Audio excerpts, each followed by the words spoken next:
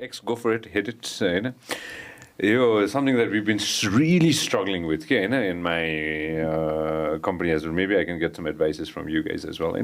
So this is my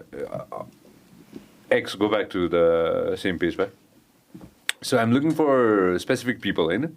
Research officers, we've been looking for research officers for a while, and we're looking for interns. We're looking for as many interns as I can, editors to analysts to sales trainees to anything. If you've just finished high school,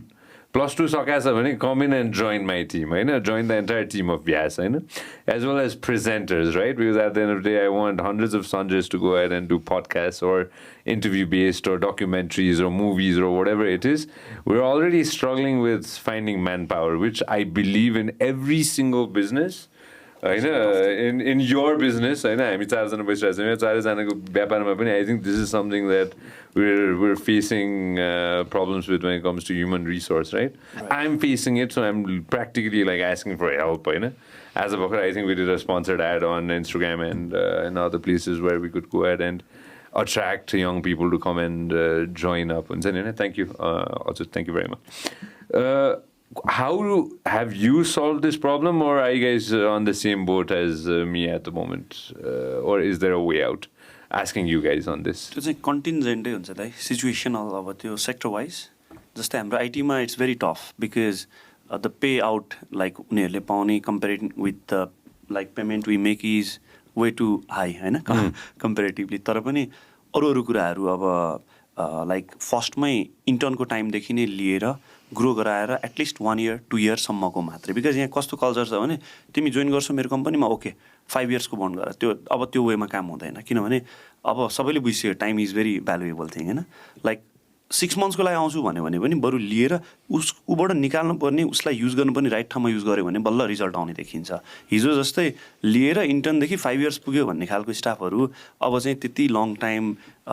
बस्ने हिसाबले नआउन पनि सक्छ र अर्को भनेको चाहिँ उहाँहरूलाई हाम्रो जस्तो सेक्टरमा चाहिँ जब चाहिँ रिमोटली अभाइलेबल छ they can simply sign up to Upwork जस्तो फ्रिलान्स जस्तो नेटवर्क र त्यहीँबाट काम गरेर मजाले चाहिँ देश विदेश घुम्न पुग्ने नेपालै बसे पनि होइन त्यो लेभलको अन गर्न सक्ने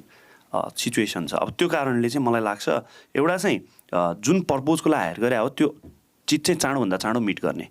लाइक क्यास बन्डतिर भन्दा पनि त्यो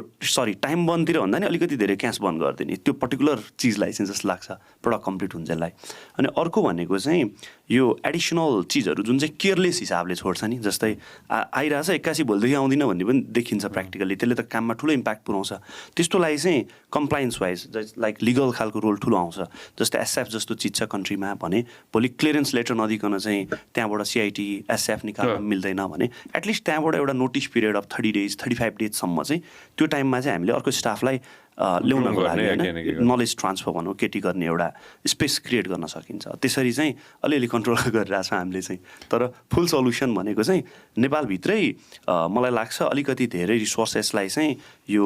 स्किल बेस्डतिर नै लानुपर्छ जति पनि बाँकी छ लाइक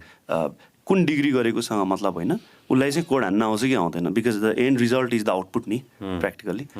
त्यतातिर सोच्नुपर्छ जस्तो लाग्छ पिभट गरिसकेको छ त्यसको मतलब होइन